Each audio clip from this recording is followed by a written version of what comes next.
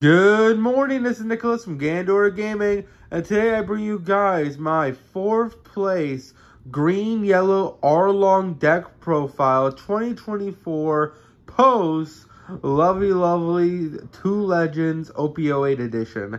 I'm really happy to say that this leader is a highly slept on leader that people are finally starting to notice, and he's actually growing on me very well.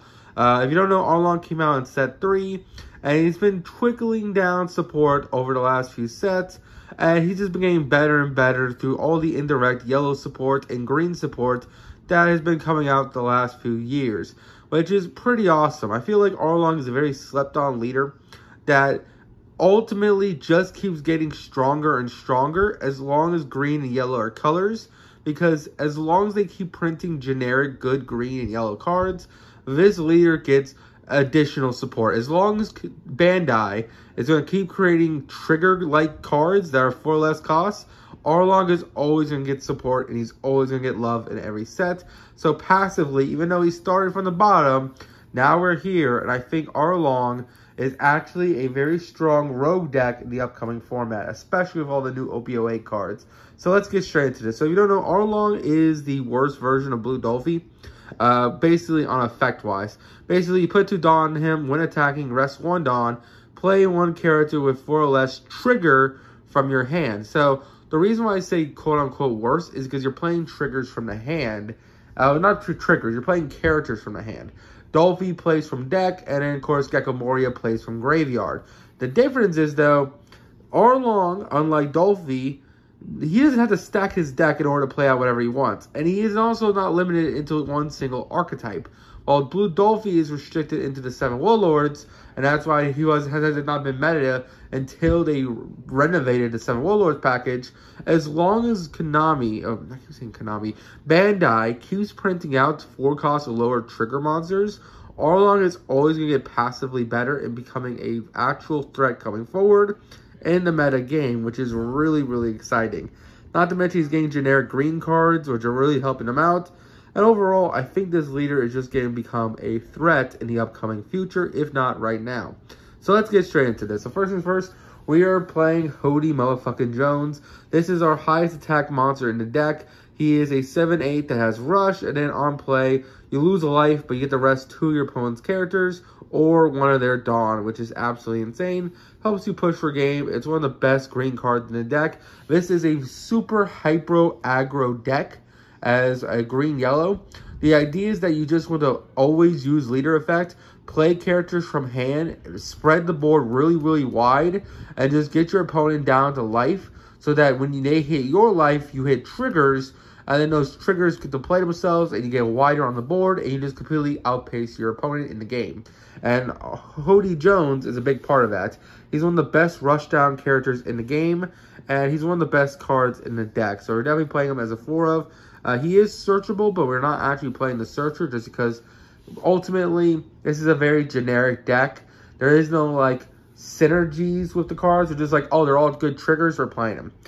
Next, we're playing 4 Fisher Tigers. This card is a Arlong and Hody Jones staple because they're the only 2 leaders that can actually play this card, because this card's actually phenomenal. This card came out in OP07 and it is highly slept on. Basically, it's a 5/6, a 1,000 counter. If your character is a fishman, this guy can rest an opponent's character with 6 or less costs. Also, the turn this character is played, he can attack other characters. Meaning, on your 5-Dawn turn, your opponent can play, like, let's say you're going against red, purple, Luffy. They play a 4-cost, or 3-cost Zoro with the 4,000 power. Well, you can play down a Fisher Tiger, rest their character they just played, then use the Fisher Tiger to swing into it, and then use your leader to swing into it, and put a shit ton of pressure on your opponent's field, and make them lose a lot of cards in hand, and basically set them back a turn, which is really, really strong. Next, let's talk about a new card from OP08, Carrot.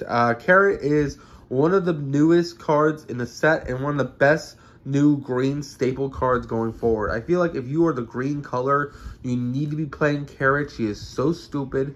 The fact that on play or when attacking, You up to one of your opponent's characters with 7 or less cost is frozen, and they don't not restand to the next refresh stage. Is such a powerful ability. There's so many powerful 7 cost characters that this card just completely nullifies. If you're going against another green deck like Hody Jones, you rest their Hody. Now their Hody is gone now. They cannot restand Hody. Hody is just there. They lost a life for 1 swing, which is really, really powerful. Then you play against a deck like Big Mom or Pudding or Kataguri. Okay, cool. They had the 7-drop Linlin. You freeze that Linlin, and now that Linlin will never restand. Same thing goes for Red Purple Law. They got the 7-drop Eustace Captain Kidd. You freeze his ass. Now he's not giving you that passive increase of 1,000 attack every turn. There's so many good hits against fucking Reiju of all things. They have Ichiji's. You freeze their Ichiji's, they're fucked. They have to like replay them off either using other Ichiji's from hand or like have to spread their field so wide they have to counter out their own cards just to replay the Ichiji's. Really, really strong card and really, really great. Fantastic green support. Another sleeper green card that came out this set is Pedro. Pedro is absolutely insane. He's the only non-green card blocker we're playing that is not like extremely aggro. He's the only 4-cost character we're playing that does not have the ability to be played off Arlong's effect. Now the reason why is because his effect is just too good not to pass up. On KO, basically as a blocker, he either rests one of your opponent's Dawn, or he KOs one of your opponent's rested characters of 6 or more cost. 6 or less cost. That is a very stupid effect. Basically, on your 7 Dawn turn, you can swing with leader, play a trigger from hand, then play out a Pedro, and then Pedro will contest their board. Because if they ever swing with a 6k or less body, it dies. It's basically trading for it, which is really, really strong. It helps you control the board. The idea is this deck is super aggro, but it's also wants the board clearance. Like we're playing cards that either freeze your opponent, rest your opponent's cards so we can swing into them, rest your opponent's cards so we can swing into them. On KO kills your rested characters. We do not want our opponent to establish a board because if it's board on board action, we lose. That's just the simple fact. If we're swinging 5 at them and they're swinging 5 at us, like back to back, they are going to win because we're a 4-life leader. So that's why I really, really like playing Pedro. He keeps the board clearance good and just a really, really great OP08 card. Let's talk about yellow cards now. We're playing 4 Santorius for our 2Ks. This card's one of the best cards in the deck. Basically, trigger, trash one card in your hand, play this guy for free. Absolutely must sell 4 of. He's one of the best cards that ever came out of OP05. We also got this lovely girl from OP06, Kikanojo. So if you notice, even though this leader came out in OP03 and none of these cards are for this leader, all this shit is just like indirect support for him. Kikanojo is absolutely insane. On KO, if your opponent has 3 or less life, basically you get to add 1 life from the top of your deck to your life, which is absolutely insane. And then trigger, if your opponent has 3 or less life, play this from hand. Really staple card. Same thing with this Nekomamushi. Nekomamushi is such a good card. This card right here has been the MVP of so many rounds. There's so many times I want to play him going, like if I'm going first, my 3 Dawn turn, I play out a Nekomamushi because my opponent's going to try to establish a body themselves on their 4 Dawn turn. And then I can just use the Nekomamushi with 2 Dawn on my next turn, my 5 Dawn turn, to kill or put pressure on him to protect the 4 cost they just played, and swing 7 at face, play out a different body, which is just absolutely insane. Not to mention, it still has a great trigger. If your opponent has 3 or less life, play this card from hand. Against 4 life leaders, we own them. We body them. It's so good. Next, we're playing 4 Sanji. This is our other blocker that we're playing. Not to mention, it is also a trigger, so we can play it off leader or just life. Basically, hey, we're playing 8 blockers that are also can be used as aggro cards. Basically, it's a blocker that says, hey, trash one card of your hand, play this card if it's a trigger off life, which is absolutely insane. Now, let's talk about the MVP of this deck. We got to talk about our boy Cracker here. The white boy himself. This card is absolutely crazy out of its mind. This card is a staple yellow card for the longest time. I'm so surprised when people don't play Crackers in their like pudding decks, or they don't play them in their Katakuri decks. This card is just absolutely cracked out of its mind. Literally, it says, hey, not only am I a trigger trasher card, play me for free, but if you have less life, this guy just gains 1,000 power with 1 Dawn, and then he gains double attack. You know how cracked this card is? The fact that this came out in the first wave of yellow support is absolutely insane. And it's one of the best cards in the game. Let's talk about more OP08 cards. This is our Egghead package now. We're playing 4 S Sharks. This is a new card that came out OP08. And this card is absolutely insane. Basically, 1 Dawn if your life is less than your opponent. Basically, he can be KO'd by slash characters. And he gains 2,000 power. So becomes a 8K, which is absolutely insane. And that stays until your opponent has less life, which is absolutely insane. We're also playing 4 S Sharks. This is just a lovely, lovely character that says, hey, I'm unblockable if you put a Dawn on me, which is absolutely insane. Not to mention, both these Egghead cards share the trigger that if you have 2 or less life, trash your card from hand, play it from hand, which is absolutely insane. These are way more generic than the original Egghead block triggers, because a lot of them you can't play because they don't work. For example, we are playing Edison as our last one, just because I'll explain why. But most Egghead original triggers are like if your leader is Vegabug, play this card. These guys don't have that restriction, so they're just free use in this deck. Once you get down to 2 life, which is easy because we're a 4 life leader, not to mention Hody Jones can steal one of our lives.